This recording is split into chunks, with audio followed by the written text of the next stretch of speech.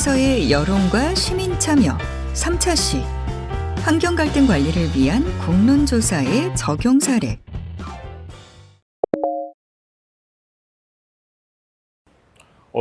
말도 마세요. 월평공원에 아파트 재건축하고 남는 부지에 공원 만든다고 해서 얼마나 난리였는데요. 장기 미집행권으로 남겨두지 말자는 입장과 월평공원의 자연적 가치를 훼손하지 말자는 입장이 팽팽하게 대립하면서 점점 심각해졌었죠. 제2 첫 단추인 시민참여단 구성부터 말이 많았는데요. 유선 전화로만 시민참여단을 구성하면 어떻게 하냐부터 시작해서 양쪽의 의견 대립이 팽팽했던 수기 토론회까지. 그래도 우리 대전 시민들의 도시를 생각하는 마음에서 나온 열정과 에너지를 느낄 수 있었던 시간이었습니다. 이야기 한번 자세히 들어보실래요? 2. 대전 월평공원 공론조사 개요 및 진행 과정.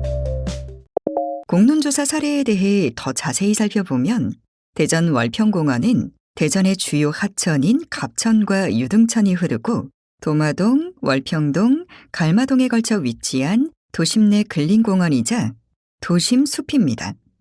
1990년 2월 도솔산 일대 면적을 공원 조성 계획으로 수립했으나 재원 부족으로 일부 지역만 공원으로 조성하였습니다.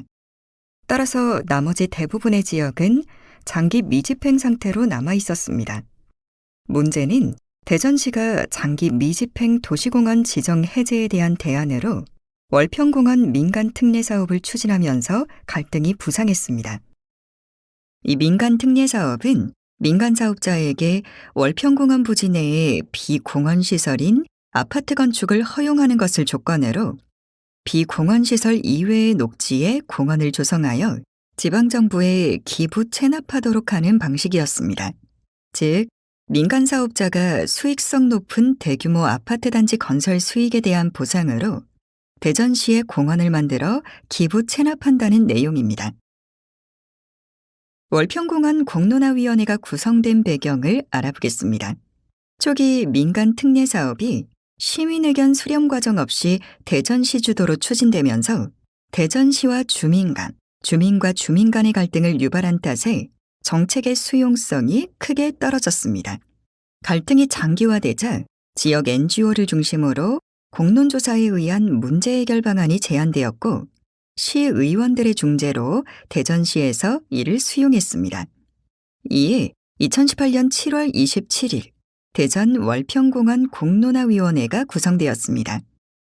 월평공원 공론화위원회에서는 월평공원 조성과 관련하여 민간 특례 사업을 추진하지 않을 것을 권고하는 최종 권고안을 대전시 도시계획위원회에 제출하였습니다. 이에 도시계획위원회에서 공론조사의 최종 권고안을 수용하였고 월평공원 민간 특례 사업을 부결 처리하는 것으로 공론조사의 과정이 마무리되었습니다. 공론조사의 진행 과정 단계를 알아보겠습니다.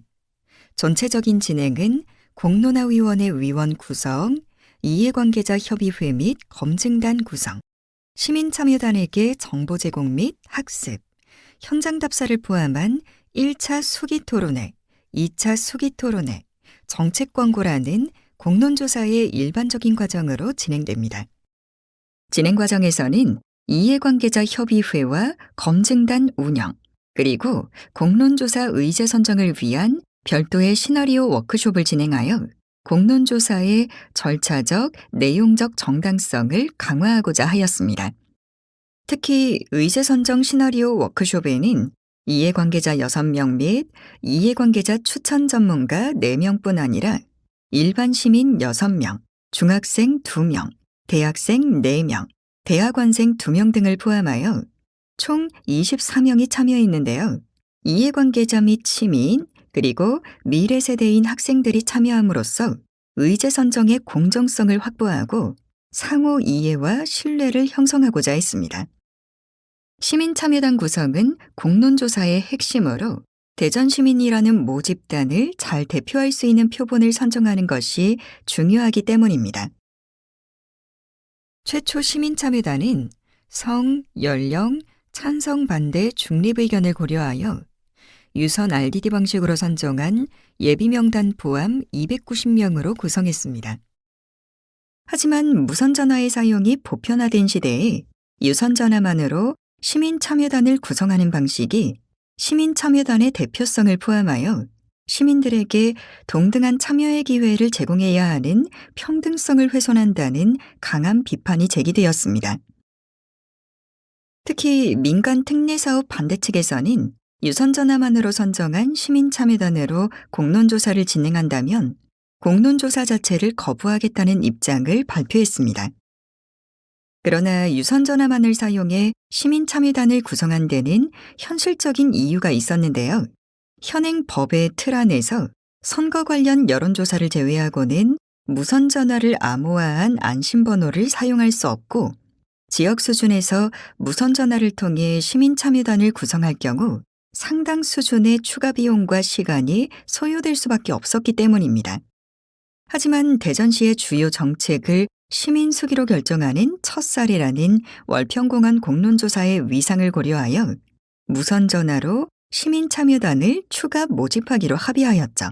그 결과 최종 시민참여단으로 기존 유선 RDD로 선정한 104명에 무선 RDD로 선정한 131명을 추가하여 총 235명을 선정했습니다. 그리고 현장 답사를 포함해 수기 토론회를 2회 진행하고 2차 수기 토론회에서 설문조사를 통해 최종 공론을 결정하였습니다. 이번 시간에는 환경 갈등 관리를 위한 공론조사의 적용 사례에 대해 살펴보았습니다. 여러분 수고하셨습니다.